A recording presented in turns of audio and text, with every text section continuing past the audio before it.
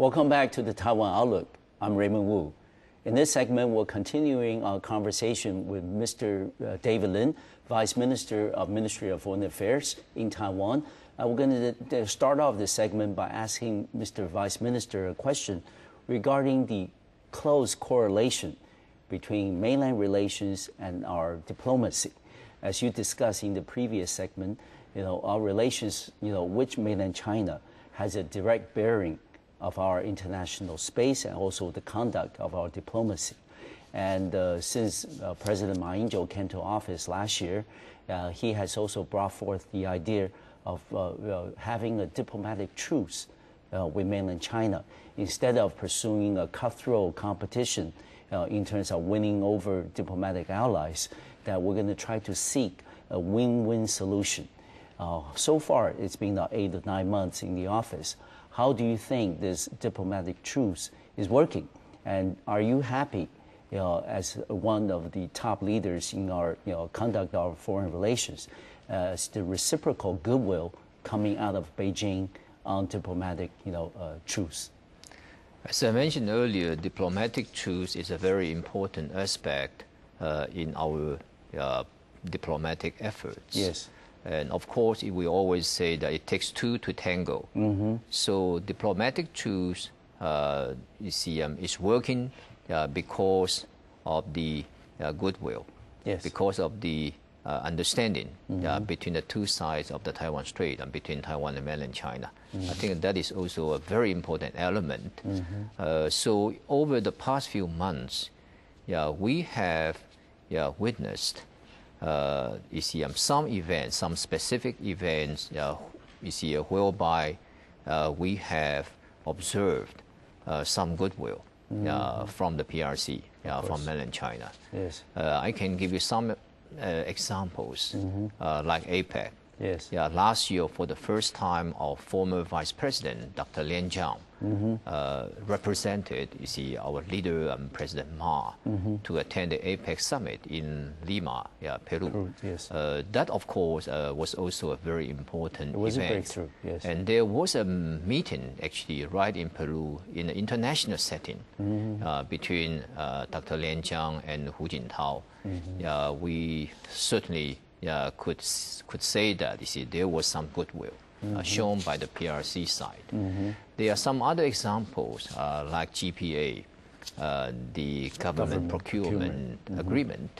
That is also a very important development, because we have promised that we like to reach, we like to sign GPA with WTO. And then, of course, there are also a lot of, discussion, either with WTO members, with the GPA committee, or even with the PRC, because the PRC is also a member of WTO. So we have seen some interaction, within WTO, so that we can reach this step.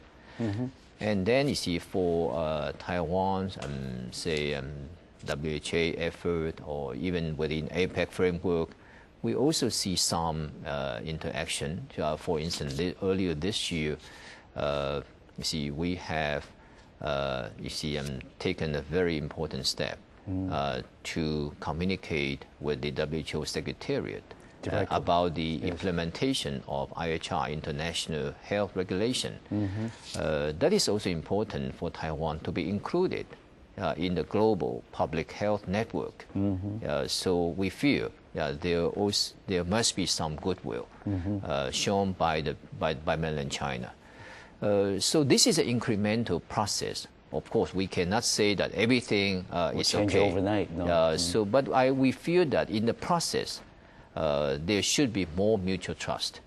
There should be more mutual understanding. So we are also hoping that this is a step towards a more comprehensive confidence-building mechanism or confidence-building measures. Process. So the process is important. The result is equally important.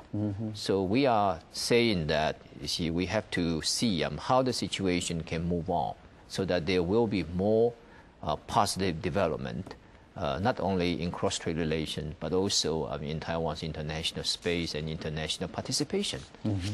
Those are the the things that we've been able to observe since President Ma Ying-jeou came into office in May of 2008. As you mentioned, there was also the Beijing Olympic Games last year in the summer, yes. And also APEC in November. Earlier this year, you mentioned about the government procurement agreement, yes. And then also we signed the IHR with the WHO Secretariat. All these developments was also on top of the fact that we had 23 diplomatic relations at the time of President Ma Ying-jeou's inauguration, and still in the spring of 2009, 9 months later, we still have 23 diplomatic relations. There hasn't been a cutthroat competition between Taiwan and mainland China over the number. And also apparently our international space, especially at the international organization level, has been expanded. And all these accumulated to the fact that do you foresee that possibly in the future, as there are more goodwill exchanged between Beijing and Taipei, and there's also the push, the momentum, towards normalization of cross-strait economic relations, do you then anticipate that in the future, maybe we will see more simultaneous participation by mainland China as well as by Taiwan at the international organization level? But actually, that is already taking place, because in some of the international organizations over the years, we have already seen simultaneous participation, yes. Like ADB. Taiwan is a member, mainland China is a member. Yes. And then, of course, you mentioned International APEC, Olympic Game, APEC, or OIE, etc., and some regional fishery organizations. Both, Taiwan and mainland China are members. So certainly, I foresee that there will be more occasions like this. As I mentioned, this is an incremental process. We do hope that in many international settings there will be more dialogue, there will be more interaction, there will be more cooperation between the two sides of the Taiwan Strait. I can give you another example. Last year, actually, within the APEC framework, for the first time, Taiwan and mainland China cooperated with each other to hold a very special seminar for emergency preparedness for disaster relief. So we had the seminar in two parts, one part in Taiwan, another part in Chengdu, Sichuan. So within APEC framework, so quite a number of APEC participants came to Taiwan first to attend a seminar, and later on the whole group actually flew to Sichuan, Chengdu to attend another part of the seminar. Second part of the seminar to see the disaster, the earthquake-stricken areas. So within APEC, actually, that certainly is a very important development. It did not happen before. For the first time, the two sides of the Taiwan Strait could cooperate with each other. Within an international or regional organization like APEC. So we do foresee more development like this. But again, this is an incremental process. We like to see more cooperation, more confidence building, more mutual trust. I think that is important for both sides. And Mr. Vice Minister, the question I'm ultimately leading into is the fact that we know that 2009 will be a very important year for Taiwan's foreign relations, in the sense of not only the upcoming WHO World Health Assembly in Geneva in May, but also, for example, APEC this year, the unofficial summit will be held in Singapore, which has traditionally been a very important ally, although not a diplomatic one. And these are the occasions that I think people in Taiwan, as well as those in overseas that are concerned about Taiwan's international space, will be looking into very closely.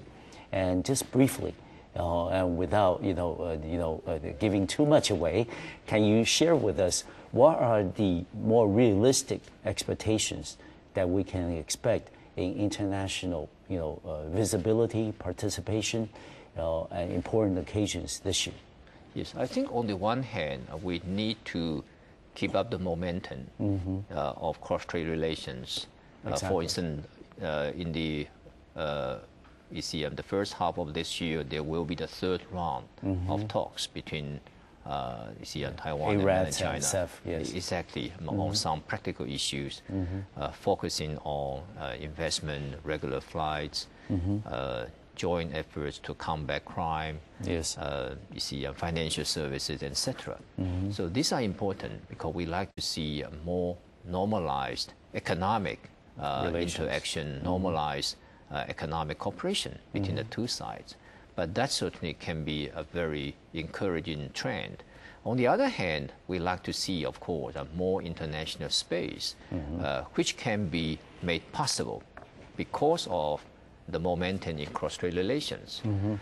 So as you are saying, WHA, the upcoming World Health Assembly scheduled for May 18, would be a very important test case.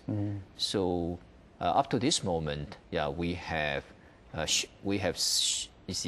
seen some kind of goodwill from mainland China.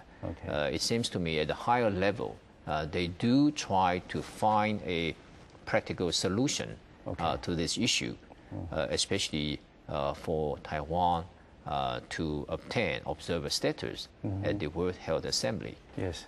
We have made our position very clear. This is our number one priority for Taiwan's international space, for Taiwan's international participation. Yes. We have also made it clear to mainland China that we do not want to get into, say, debate for sovereignty, but we do hope that there can be a positive or creative arrangement reflecting the importance for Taiwan to get involved in WHO activities and meetings, especially WHA. Yes. So we feel this is very important. At the same time, we have also tried to make mainland China understand that, by all measures, Taiwan is fully qualified, fully entitled to obtain observer status because there are so many precedents, like the Holy See, like PLO, like the Order of Malta, like the International Parliamentary Union, etc. Yes. So there are all those precedents, so that Taiwan's observer status should be possible. Through some mutual understanding, through some mutual arrangement.